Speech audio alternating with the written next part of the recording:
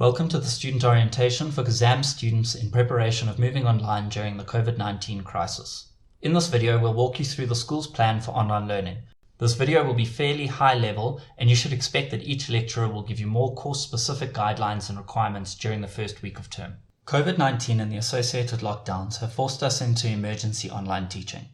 The rest of Block 2 will likely take place online, and depending on how the pandemic is managed, this may even be extended. This is new territory for all of us, and this video will give you an idea of what plans have been put in place to attempt to continue with Block 2 as smoothly as possible. This guide supplements the Faculty of Science Distance Learning Orientation Guide, and we encourage you to read this document, which is available on Moodle. This is a new experience for everyone, students, tutors, and lecturers. We all need to be as accommodating as possible and be patient with each other as we all figure out how to make it through this very challenging situation. We also urge you to protect your physical and mental health during this time. We recommend that you schedule self-care into your daily schedule. This may be as simple as calling a friend, going for a walk outside in your yard, or watching an episode of your favorite TV show. It is important that you carve out some time for yourself, especially if you are feeling more stressed or overwhelmed than usual. We have also set up an assistance questionnaire on Moodle if you are having issues that affect multiple courses, and we want you to let us know about this. If you have medical appointments, if you are unwell, if you have family needs, if you have exorbitant technological and connectivity issues, or if you are experiencing mental health concerns that are impacting your ability to complete your work, please let us know so that we can offer ideas and solutions. Lecturers will prepare their content with the expectation that you are able to read PDFs, websites and emails, watch videos, complete online assessments, and engage in online forums and other discussions. As such, you will require a suitable device. For modules with practical components, you will probably need a laptop for programming and may find it difficult to complete your labs without one. If you are unable to source a laptop and you are struggling to complete practicals, we may need to consider you as part of the offline group to catch this up once campus reopens. We understand that there are many students that don't have and are unable to source laptops. This makes practical work in CSAM particularly difficult to complete, over and above all the other difficulties surrounding access to the content that you may be facing. If you're in this situation, please email the Science Student Success Center immediately and explain what your limitations are, as you might qualify for a loan laptop. WITS is launching the Mobile Computing Bank, which is able to loan basic devices to students who are in need. There are a limited number of these, and so devices will be allocated primarily based on need. If you're in this situation, please stop the video and email them now. We'll wait here until you're done. If you anticipate problems or something develops during the block, let your lecturer know immediately. The earlier we know about an issue, the more likely it is that we can help or accommodate it in some way. Don't wait until the day of a submission to tell your lecturer that you can't complete an activity or access a resource. Even if you're in the offline group, you should try to keep up to date with any resources that are being posted if you can. If you only have a smartphone, it will be harder, but you can still try to keep up with readings, videos, etc. This will make it a lot easier for you once campus reopens. The school will try to support you wherever possible. You can expect more information about the offline program in the coming weeks. Right now you might be feeling despondent about the whole situation, and that's completely understandable. But we recommend that you keep working diligently and independently, as there is still a path to graduation, and we're going to do our best to try to help you get there. For those of you who are able to continue online, it is imperative that you try to keep a working structure to your day as much as possible. We are aware that this may not be possible for everyone.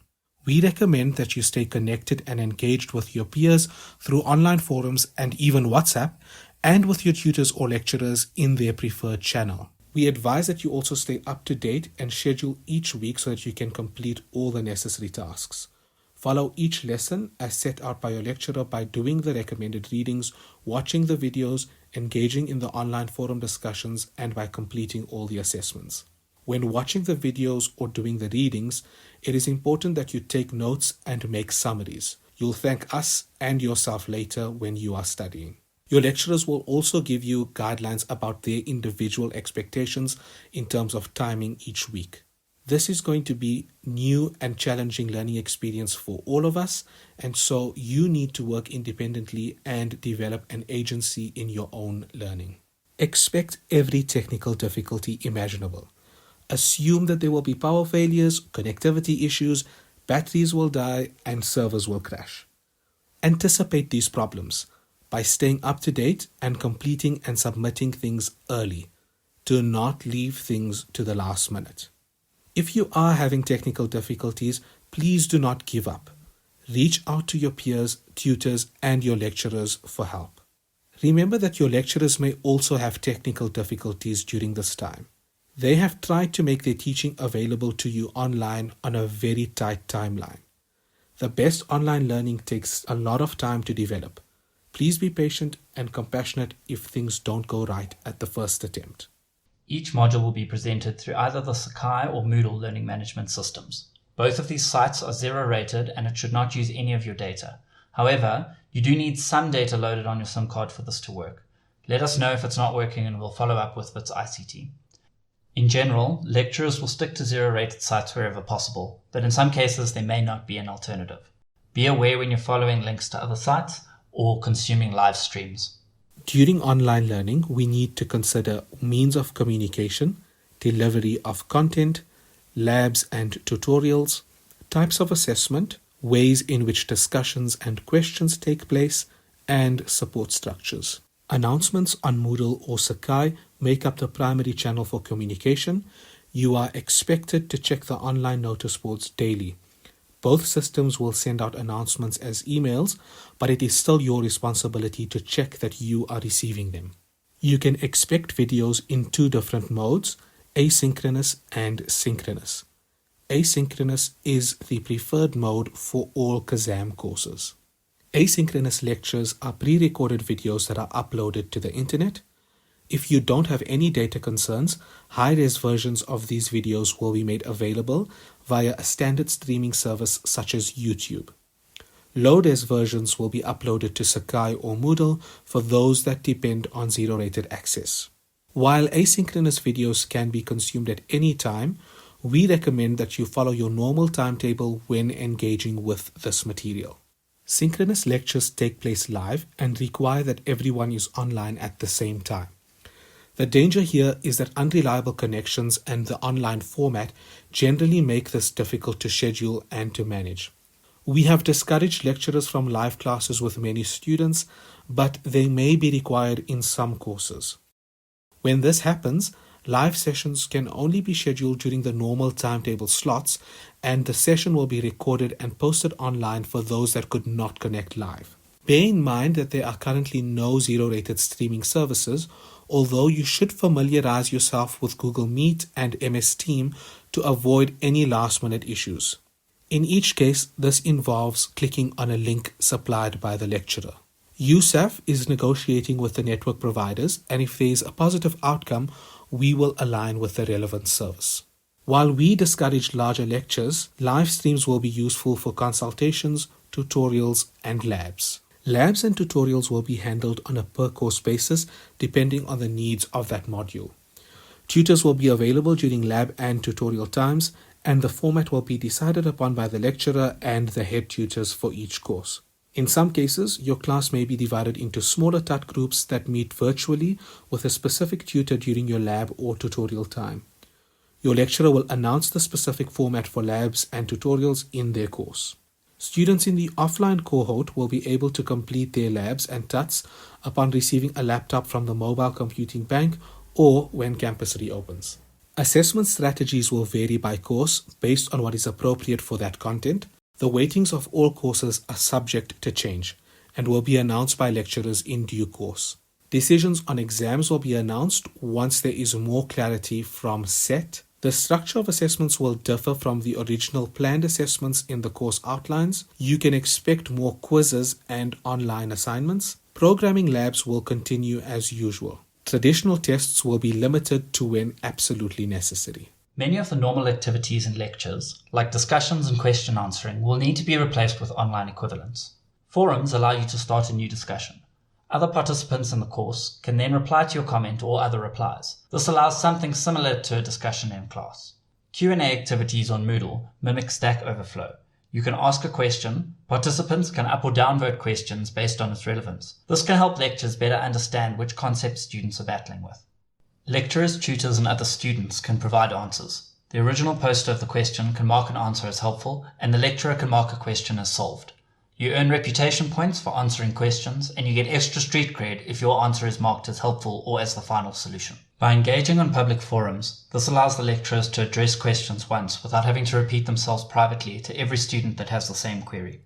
This also means that if someone else has the right answer, you're likely to get a response significantly faster than if you have to wait for the lecturer.